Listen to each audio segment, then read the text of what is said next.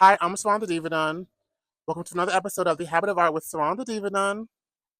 And today we're going to be talking about imposter syndrome, how it shows up, how it affects your work, and what you can do to stop it. Your brain wants you to believe that you're an imposter because that's safer than the risk of being great. Imposter syndrome is something that I've dealt with and that I know intimately.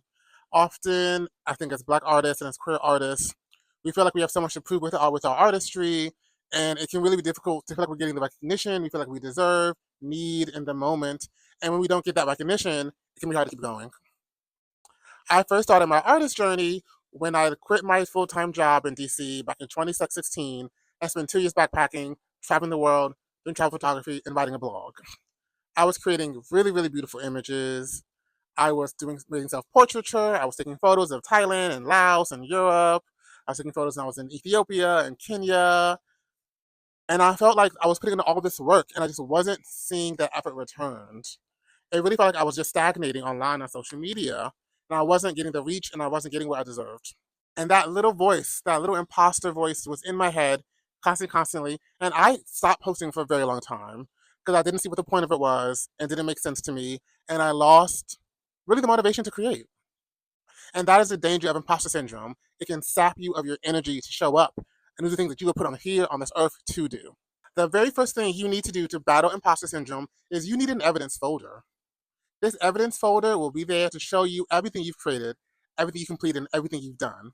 That way, when you feel like you're not a good enough artist, feel like you're not making progress, you can go back to that folder and you can check. You have real and tangible proof that shows, no, I'm a real artist.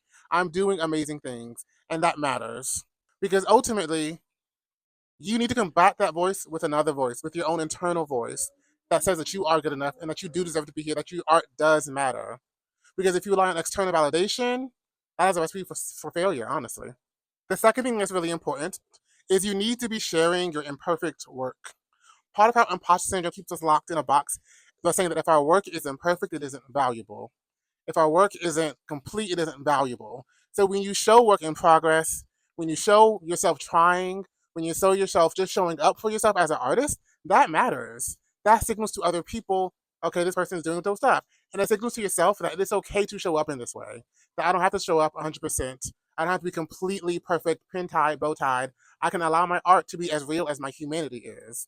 Because part of the thing the imposter syndrome does is it seeks to rob you of your humanity, turns you into a statue, not a real person with flaws and needs and wants and desires, but a symbol of an artist that you can never quite reach. And because you never quite reach it, because it's impossible to reach, you then give up and stop trying.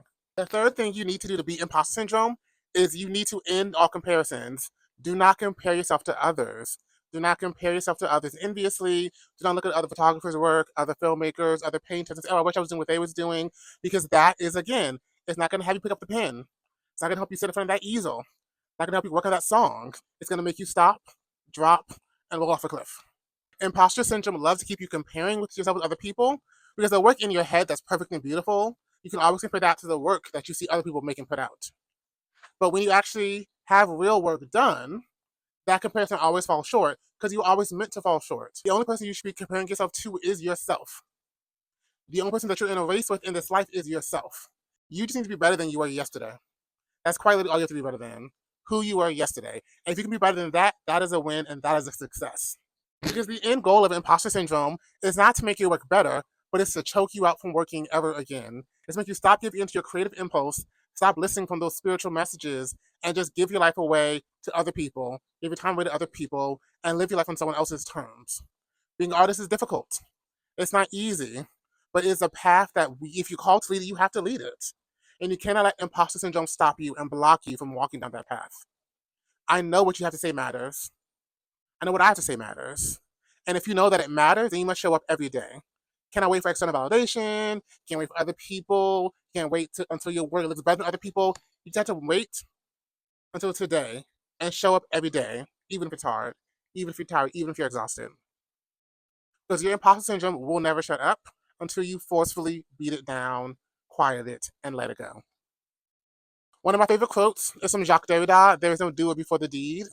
And there is no version of you that doesn't have imposter syndrome and gets work done. You have to show up and get the work done even though you feel like an imposter. That is what it is. That's how the cookie crumbles. But I trust in you and I believe in you. I know that the art that you make is worth it. Have a nice day.